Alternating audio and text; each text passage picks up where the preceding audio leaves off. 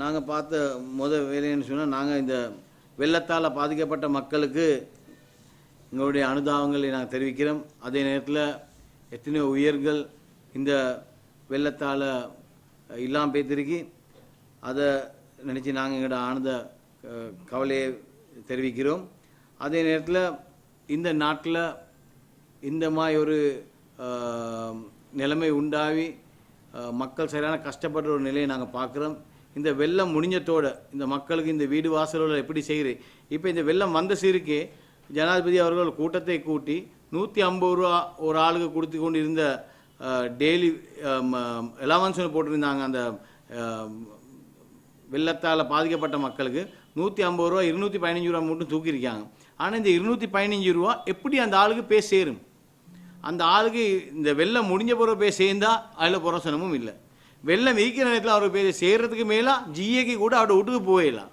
அப்போ அப்படியான நிலைமையில் இதில் ஊழல் தான் நடக்கும்.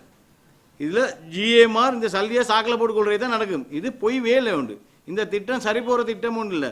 இது இப்படியெல்லாம் நடக்கும் போதே ஒவ்வொரு ஏரியாவில் கமிட்டிஸ் போட்டு அந்த கமிட்டி மூலமாக சல்லியை கொடுத்து அந்த கமிட்டியாலே அந்த மக்களை கவனிச்சு கொள்கிற ஒரு வேலை திட்டத்தை கொண்டா மட்டும்தான் இது செய்யணும். போலீஸ் மக்கள் எல்லாம் சேர்ந்து ஒரு கமிட்டி ஒன்று போட்டுக்கொண்டா நிச்சயமாக இது ஒரு பிரச்சனைக்கு முடிவு காணலாம். ஆனால் இன்றைக்கு ஒரு இடத்துலையும் கோஆர்டினேஷன் இல்லை.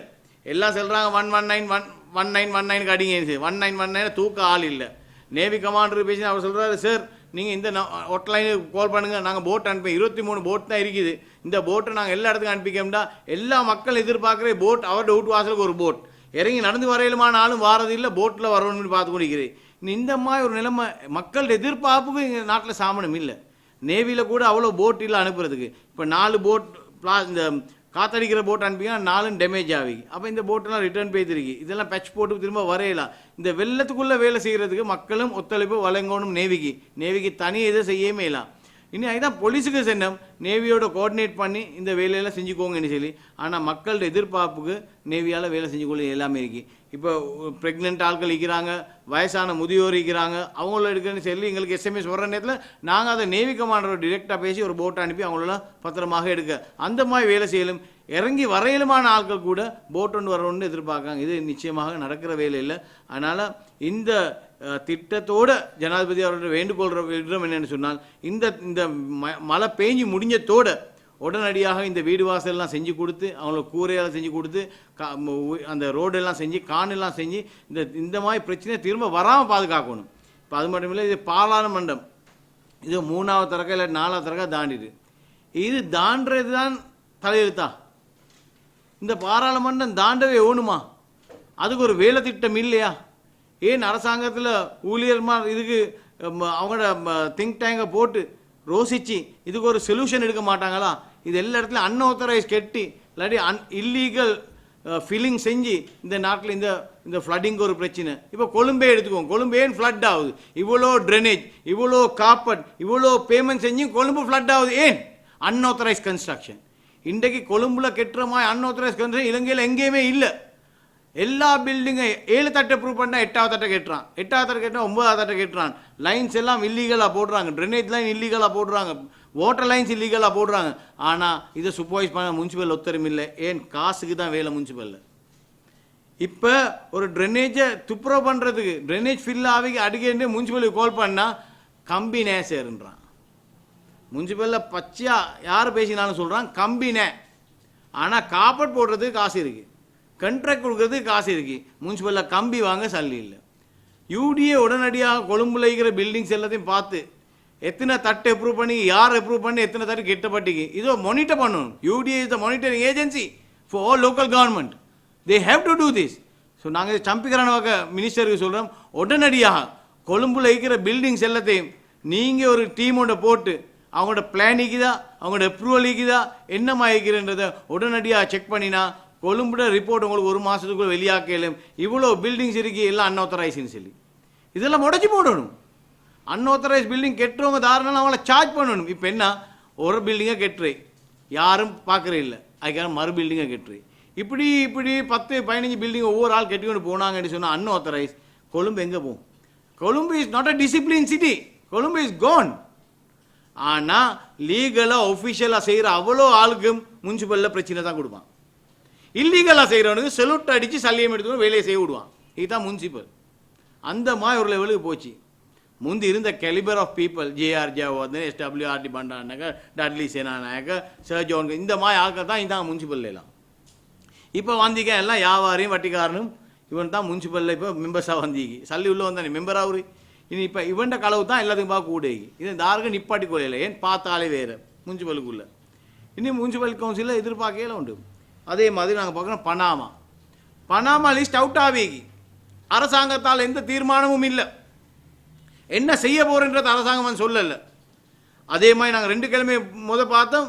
Government media minister Rajitha Senaratne announce பண்ணுறாரு 1268 மில்லியன் செக் கொண்டு எலெக்ஷன் டைமில் லாஸ்ட்டாக ட்ரா பண்ணி 4 உடைச்சி பேங்க் ஆஃப் சிலோனில் போய் டிரைவர் மாற்றி காமினி சென்றாத்த வீட்டில் கொண்டு போய் கொடுத்து அவர் ஒசக தட்டு கொண்டு போனார்ன்ற ஒரு ஸ்டேட்மெண்ட் கொடுத்தார் 2 கிழமைக்கு என்ன நடந்துச்சு? எங்கே இன்கொயரி? கவர்மெண்ட் ஸ்போக்ஸ்மேன் எந்த நாளும் மீடியாவில் என்ன சரி ஒன்று சொல்கிறேன், ஆனால் இது நடக்கிறது இல்லை. மக்கள் கேட்குறாங்க இதெல்லாம் எளிதரவு மட்டுமா, இது ஹைலைட்ஸா, இல்லாட்டி டிவி பெரேடா, இல்லை டிவி ஷோவா? No action, talk only, NATO. அந்த மாதிரி ஒரு அரசாங்கமாகி பேத்துட்டு இப்போ ராஜித சேனாரத்ன, சம்பிக்க ரணவக்க, அர்ஜுன ரணத்துங்க எல்லாம் சேர்ந்து ஒரு கேபினெட் பேப்பர் போட்டாங்க தானே. இந்த தூஷணைக்கு என்ன செய்யணும்? உடனே வீட்டோ பை த பிரசிடென்ட். இது இந்த இடத்துல பேசுகிறதில்ல, நீங்கள் உண்டா வேறு டைம் ஒன்று எடுத்து வந்து பேசுங்க என்னோடனே சொல்லி. அப்போ இதுதான் யாழ்ப்பாண அரசாங்கம். நாங்கள் எதிர்பார்த்த யாழ்ப்பாண அரசாங்கம் உடனே நடவடிக்கை எடுப்பான், எல்லாம் ரோட்டுக்கு எடுப்பான், எல்லாத்தையும் அரெஸ்ட் பண்ணுவான்ண்டு. ஆனால் இன்ன வரைக்கும் அரெஸ்ட் பண்ண ஒரு ஆளும் இல்லை. இப்போ இதில் இருக்கிற வந்திருக்கு 306 மில்லியன் விமல் வீரவன்ச களவாண்டிக்கு. பசில் ராஜபக்சே மட்டும் 2990 மில்லியன். இதெல்லாம் எஃப்சிஐடியால் ஃபைல் பண்ணிக்க கேசஸ். ஆனால் நடவடிக்கை இல்லை. ஒவ்வொரு ஆள்கிட்ட பேரை போட்டு அமௌண்ட்ஸ் வந்திருக்கு, ஆனால் இன்னும் அரசாங்க நடவடிக்கை இல்லை. மக்கள் கேட்குறாங்க எங்கே உங்களோட சோதனா, எங்கே நீங்கள் எலெக்ஷன் டைமில் சின்ன ஆட்கள் நீங்களும் தானே கூட பேசினீங்க, இவ்வளோ களவாண்டான் இவ்வளோ களவாண்டான், இன்னும் களவாண்ட ஒருத்தனை அரெஸ்ட் பண்ணப்படலையாப்பா. மஹிந்த ராஜபக்சே உகாண்டாக்கும் போயிட்டு வந்துட்டான். இடியாமீன் தம்பியவாக போயிருக்கியா. இப்போ உகாண்டாவுக்கு போகிற மக்கள்கிட்ட சல்லியில் ஸ்ரீலங்கா அரசாங்கம் சல்லி கொடுக்குது. மஹிந்த ராஜபக்சே உகாண்டா போனால் அங்கே இருக்கிற யார்? மஹிந்தர நானா ஒருத்தன். அவன் 5 தரக்கா ஜனாதிபதி. அப்போ அவன் எலெக்ட் ஆகினு ஓத்தெடுக்க செரமனி இதை இவர் பேத்திக்காரு. இவரை கண்டத்தோட யூஎன்ல இருக்கிறவன், அமெரிக்காவில் இது வந்தவன், பிரிட்டனில் இது வந்தவன், யூரோப்பியன் யூனியனில் வந்தவன், அவ்வளோ பேர் எழுப்பி ஓடிட்டான். போகல. அங்கே தோத்த ஜனாதிபதி மக்கள் மத்தியில் பேசுகிறான், நான் தான் ஜனாதிபதி, இவன் களவில் வைத்தினான், மைந்தேமாய் இவன் களவில் வைத்தினான். அதனால நான் மக்களுடைய ஜனாதிபதி, நான் தீவிரம் கொடுக்கப்பட அவனை அரெஸ்ட் பண்ணி கொண்டு போய் அரெஸ்ட் பண்ணி உள்ளுக்கு போட்டாச்சு. இதெல்லாம் மைந்த பேத்து நடந்தவே இல்லை. மைந்த உகாண்டா பேத்து உகாண்டா 2 ஆக்கிட்டு வந்துட்டான். எங்கே போனாலும் மைந்த அந்த பார்ட்டியை 2 ஆக்குவான், நாட்டுக்கு போனால் அந்த நாட்டை 2 ஆக்குவான். இதுதான் இப்போ முருத்தெட்டுவே ஆனந்த ஆமதூர் அவர் பாவம் நர்ஸ் மாற வச்சுக்கொண்டு இருக்கிறார். இவருடைய கதை பொல்லாத கதை உண்டு. இவர் மஹிந்த ராஜபக்சே கண்டசிருக்கிறவர் சொல்கிறாரு, தெரியுமா அவங்களுக்கு இந்த நாட்டில் இவ்வளோ விபரீதம் நடக்காது, இப்படி மழை பெஞ்சிருக்காது, இப்படி வெள்ளம் வந்திக்காது, இப்படி அநியாயம் நடந்திக்காது. மஹிந்த ராஜபக்சே இருந்திருந்தா இதெல்லாம் மைத்திரிபாளையம் ரணிலும் வரப்பேத்தான் இந்த அநியாயம் இந்த நாட்டில் நடஞ்சிது. அப்போ நான் நினைக்கிறேன் அவர் கோமான இந்திப்பார்னு நினைக்கிறேன். மைந்தியுடைய காலத்தில் தான் வெள்ள வேன் வந்துச்சு, தூக்கம் போச்சு. எத்தனை பேர் அவர்கிட்டே போனாங்க, மைந்தியை பேசுங்க, எங்களை வெள்ள வேன் வந்து எங்களை பிள்ளைய தூக்கம் போச்சுன்னு சொல்லி சொல்ல. அதே மாதிரி இந்த நாட்டில் வெள்ளம் வந்து எல்லாமே அழிஞ்சு போச்சு. வெயில் வந்து தண்ணியே இல்லை, மழையே இல்லாமல் நாடு காஞ்சி போச்சு. லேண்ட்ஸ்லைட் வந்து எத்தனை பேர் இறந்தாங்க, காணி எல்லாம் 2 மரபோது பிறண்டிச்சு. அந்த மாய் அந்நியாயம் நடந்த காலம்தான் மைந்தியுடைய காலம். ஆனால் அதை மறந்த முருத்தெட்டுவே ஆனந்த ஹாமதுரு சொல்கிறாரு, ரணில் மைத்திரியுடைய காலத்தில் தான் இப்படியெல்லாம் அநியாயம் நடக்குதுன்னு சொல்லி. அதனால் இந்த மாதிரி நடப்பெல்லாம் பேசுகிறதுக்கு நல்லம், சிரிக்கிறதுக்கு நல்லம். ஆனால் மக்களுக்கு தெரியும் எந்த காலத்தில் எந்த அநியாயம் நடந்ததுன்னு சொல்லி. இப்போ இந்த பெய்கிற மழையை கூட மைந்திக்கு வாசியாக அரசியல் செய்கிறதுக்கு முருத்தெட்டுவே ஹாமதுரு வராரு. இப்போ எல்லாம் முடிச்சு பேச வார என்னது, மைந்தோட ஆமியை குறைச்சது. இந்த நாட்டில் ஜனாதிபதிக்கு ஆமி இல்லாட்டி, இந்த நாட்டில் பிரதம மந்திரிக்கு ஆமி இல்லாட்டி, இந்த நாட்டில் ஒரு விஐபிக்கு ஆமி இல்லாட்டி, மைந்தைக்கு மட்டும் என்னத்துக்கு ஒரு ஆமி? மைந்தைக்கு ஆமி கொடுக்க வேண்டிய அவசியம் இந்த நாட்டில் கூவ கொண்டாடுறதுக்கா? இந்த நாட்டில் ஒரு கூவன்னு கொண்டு அந்த நாட்டை பேரட்டவா? இலங்கையில் ஒரு நாள் நடந்தில்லை இந்த வேலை, நடக்கவே மாட்டிச்சு. மஹிந்த ராஜபக்சே இனிமேல் அரசியல் செய்ய மாட்டார். இது முடிஞ்ச அவரோட கதை, சாப்டர் க்ளோஸ். அதனால் நாங்கள் இதில் போய் டைமை வேஸ்ட் பண்ணி கொண்டிருக்க வேண்டிய அவசியம் இல்லை. அதே நேரத்தில் நாங்கள் எதிர்பார்க்குறோம் இந்த மழையோட கஷ்டப்படுற மக்களுக்கு ஒரு நிவாரண ஒரு வேலை திட்டத்தை அரசாங்கம் முன் வச்சு ஒரு நல்ல ஒரு முறைக்கு கொண்டு மக்களுடைய கஷ்டத்துக்கு இந்த வெள்ளம் முடிஞ்சதோட அவங்களோட வீடு வாசலை கெட்டி கொடுத்து அவங்கள நிம்மதியாக சந்தோஷமாக வாழ வாய்ப்பை அரசாங்கம் எடுத்து கொடுக்கணும்னு நம்பிக்கை எங்களுக்கு இருக்கு. நன்றி.